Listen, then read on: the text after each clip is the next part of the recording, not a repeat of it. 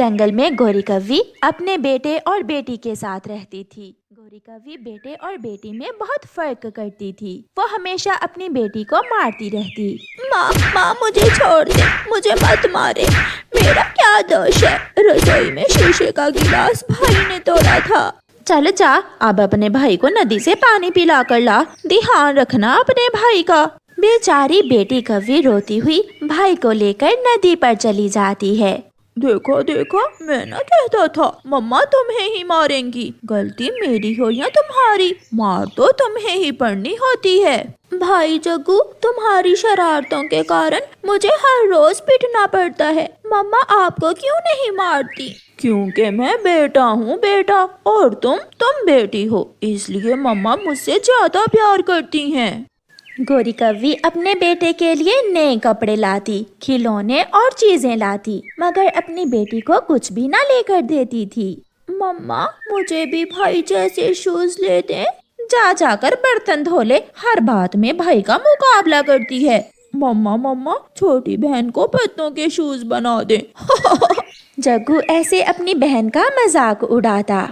एक दिन जग्गू कौवा आवारा उल्लू के पास बैठा हुआ था। जग्गू की बहन उसे आवारा उल्लू के पास बैठा हुआ देखकर जल्दी से घर आकर अपनी माँ को बताती है। मम्मा जग्गू भाई आवारा उल्लू के पास बैठा हुआ है, आप जाकर नदी के पास देख लें। इतने में जग्गू भी बाहर से आ जाता है। जग्गू मेरे शेर, कहाँ थे तुम? मम्मा मैं तो अपने दोस्त कबूतर के बेटे कीकी के साथ खेल रहा था। झूठ मम्मा, जग्गू भाई झूठ बोल रहा है। जग्गू तो आवारा उल्लू के साथ बैठा हुआ बीड़ी पी रहा था। चल जा, अपने भाई के लिए खाना तैयार कर जाकर। हर समय मेरे जग्गू के पीछे ही पड़ी रहती है। जग्गू अपनी बहन की तरफ देखकर आंखें चढ़ा रहा था और उसकी बहन वहाँ से चली जाती है। मम्मा सच, बहन झूठ बोल रही है। ऐसे जग्गू की माँ अपने बेटे की हर झूठी बात का विश्वास कर लेती। ऐसे ही समय गुजरता गया और फिर आखिर एक दिन गोरी कव्वी बहुत बीमार हो जाती है। चिड़िया गोरी कव्वी के पास आती है।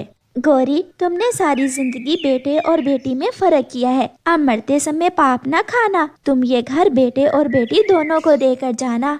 चिड़िया, मैं अभी मरने वाली नहीं हूँ, कुछ ही दिनों में ठीक हो जाऊंगी।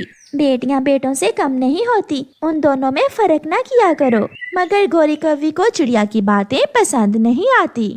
दूसरे दिन गोरी कव्वी जग्गू से कहती है, जग्गू बेटा, मेरी तबीयत बहुत बिगड़ रही है, तुम ये घर के पेपर्स संभाल कर रख लो, मेरे बाद तुम्हारे काम आएंगे। मम्मा जब आप मर गई तो मैं ये घर बेचकर नया घर बना लूंगा। जग्गू शर्म करो, मम्मा बीमार हैं, मम्मा ठीक हो जाएंगी, और तुम मम्मा के मरने की बातें कर रहे हो। मगर जग्गू कौवा घर से निकल जाता है। ऐसे ही कुछ दिन और गुजर जाते हैं। एक दिन गोरी कव्वी बुलबुल के पास दवा लेने जाती है। जग्गू घर में आता है और घर के पेपर्स उठाकर ले जाता है। शाम को जब गोरी कव्वी घर आती है तो उसकी बेटी उसे बताती है, मम्मा जग्गू भाई घर के पेपर्स उठा कर ले गया, वो पेपर्स जो आपने जग्गू भाई को दिए थे। जब वो घर आएगा तो मैं पूछ लूंगी, तुम अपना काम ध्यान से करो। फिर शाम से पहले ही एक कौवा वहाँ आता है। वो दरवाजे पर दस्तक देता है। मेरा नाम बूरा है, अपनी माँ को भेजो। गोरी भी आवाज सुनकर बाहर आ जाती है। क्या बात है कौवे? ये घर मैंने खरीद लिया है, तुम्हारा बेटा जग्गू कौवा ये घर मुझे बेचकर विदेश चला गया है, अब तुम जल्दी से ये घर खाली कर दो। ये सुनकर गोरी कव्वी की तो जान ही निकल जाती है। क्या? ये तुम क्या कह रहे हो? ये रहे घर के पेपर्स। फिर गोरी कव्वी बेआसरा अपना सामान उठाकर अपनी बेटी के साथ वो घर छोड़कर चली जाती है। वो दोनों एक सूखे हुए पेड़ पर बैठी हुई थीं। मम्मा आप चिंता न करें, मैं आपके लिए नया घर बना लूंगी। ऐसा कहते हुए गोरी की बेटी तिनके इकट्ठे करने लगती है। समय गुजर चुका था। गोरी कव्वी अपने किए पर बहुत पछता रही थी। आज उसकी वही बेटी उसका ख्याल रख रही थी जिससे हमेशा उसने नफरत की थी। प्यारे दोस्तों, इस कहानी को लाइक अपने दोस्तों के साथ